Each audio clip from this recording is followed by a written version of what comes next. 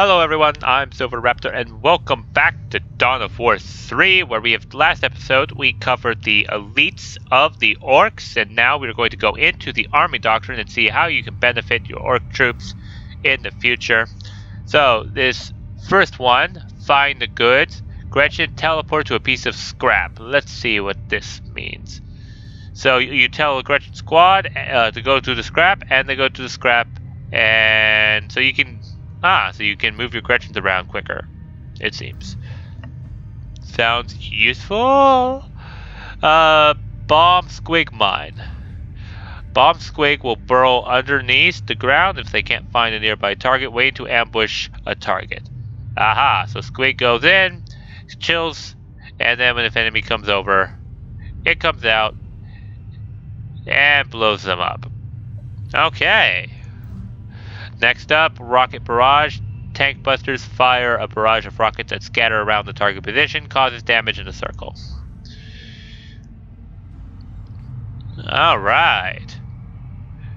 So it's raining rockets. Nice. Hidden. Looting grants an attackable piece of scrap for looters to hide underneath. The scrap provides stealth for the looters until it's destroyed or looted. Okay, so let's see. They're looting, and then they hide underneath this scrap. Oh, and they're moving around in this scrap. Oh my god. And then they can go right up to the enemy troops and do whatever. Okay. That's pretty silly. Okay, magnets. Looters activate a strong magnet, causes them to jump to scrap. So scrap, I think, is generated by killing troops. So that is interesting. They basically thrive over the death and destruction of their enemy. Tons of bombs. Shoot at boys that have looted sticky bombs and periodically throw one at their current target, causes knockback and damage in a circle. So they loot, they get a sticky bomb, and then when they're using their sticky bomb at these enemies here, they will occasionally just throw the sticky bomb that they looted without you telling them to do so. Okay. Commando conscripts. Sticky bombs create additional smoke that temporarily stealth your shooter boys if they are in the explosion. Stealth is removed, they are captured, attacked, or get detected. Ooh! So you can make your shooter boys a stealth unit with this, as well as being able to use the sticky bombs to do damage to enemies. I see. Interesting. Sabotage. Gretchen charge toward the target enemy vehicle. On arrival, challenge a stun on the target. So, sabotage! And that Predator tank is now stunned, allowing these rocket boys to take it out. That's pretty useful. And then it just starts shooting back at them.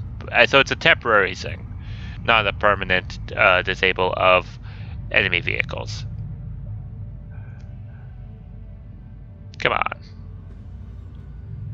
There we go. We had to see the explosion of the Predator tank. Sump from the sky. Boys call down bombs from orbit, causes damage and knockback in a circle. When a squad activates them from the sky, it goes on cooldown for all boys.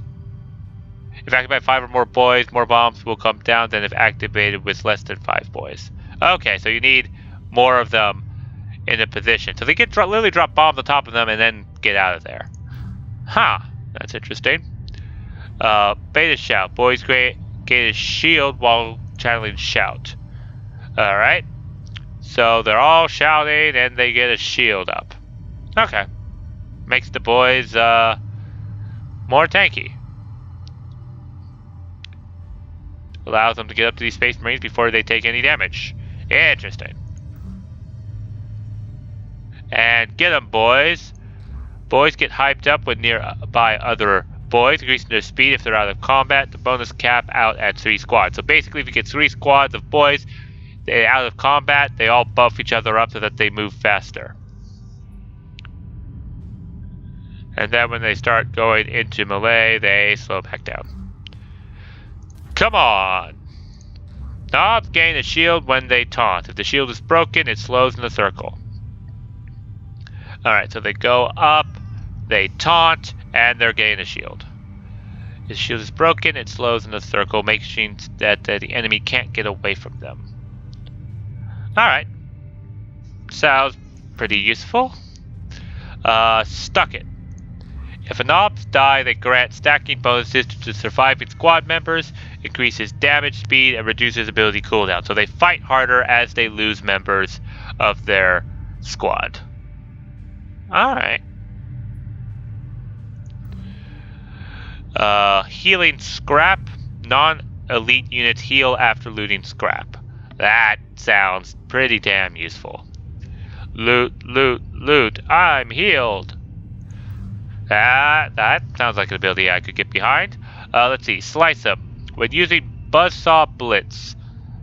Hang on, I'll watch. When using Buzzsaw Blitz, deft copper is attached to the first vehicle structure they collide with. Causes slow and damage over time. Ah, so he just goes in and just starts tearing apart the enemy vehicle. Yeah, interesting. Squig Spotter.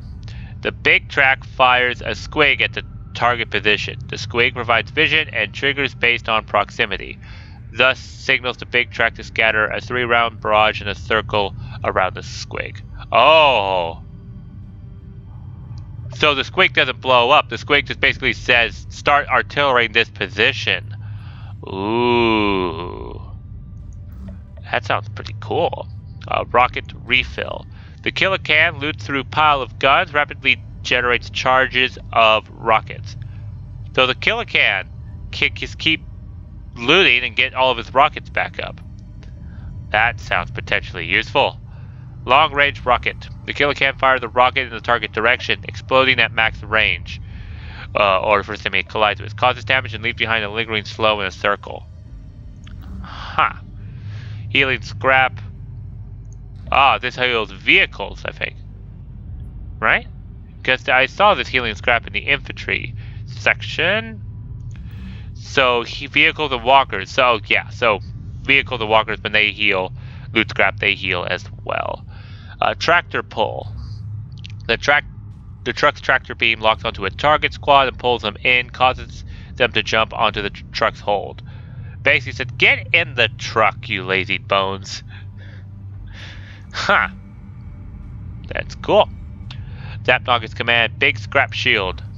The Death Dread creates a barrier of extra bits around itself. Absorbs shots in a circle. I see. Yep. So that is, I think, the elite unit. And yeah, that's the scrap around him. Alright. Gorgut's command, Keep Trucking. Units eject from trucks gain a temporary shield and taunt in the circle. And so they load onto this truck, and this truck is going to drive up there. Oh, and launch the boys into there. They taunt in a circle, basically redirecting enemy's fire to them. I like that. Storm Boys command, Suicide Bombers. Let's see this. When loaded with units, trucks eject a Storm Boy. Suicide on target position causes stun and damages in the circle. So, yeah, so they have extra Storm Boys that they can just start launching as suicide. And it refreshes after a certain amount of time. That sounds potentially useful. Mad Dread command, Hit and Run. Killer cans gain a shield when they are fully loaded on rockets and increase speed when they have none. So, when they're out of the rockets, move away briskly. Alright, Commando Command, Warning Grot.